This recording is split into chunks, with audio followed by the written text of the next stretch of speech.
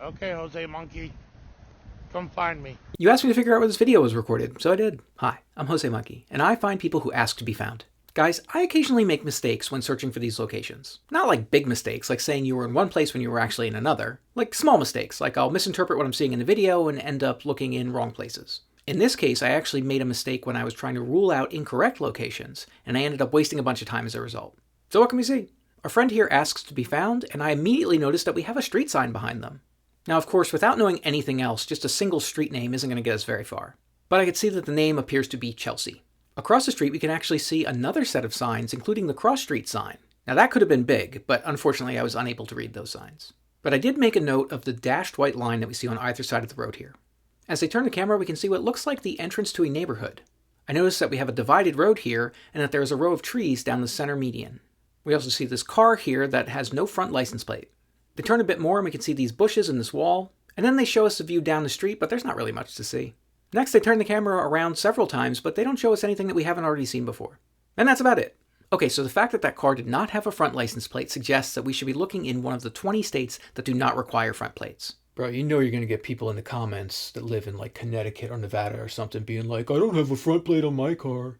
I am sure you are right about that. Even so, I figured I'd start with those 20 states. Okay, but what to look for? Well, I figured I'd just look for any streets with the name that we saw in the video in those states. Now, having said that, looking at this video, I felt like it was giving North Carolina just based on these tall, skinny trees that we see. I found a couple other places in North Carolina that had trees like that, but other than that, I didn't really have a lot of evidence to support that hunch. So I wrote a quick query to look for streets with the name that we saw in the video in any of those 20 states. And I got a whole bunch of results, over 120 of them. And I really didn't want to look through all of those results. Bro's getting lazy. Give me a break, that's a lot of streets to look at. JK, I'm just messing with you, dog. So I decided to go with my hunch and look at North Carolina first. Filtering the results to just North Carolina, of course, got me a much shorter list. There were like 16 of them. And I went through them one by one, but guys, none of them looked right.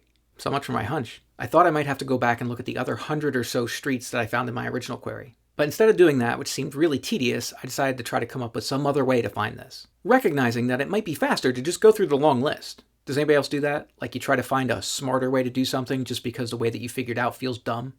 You're my people.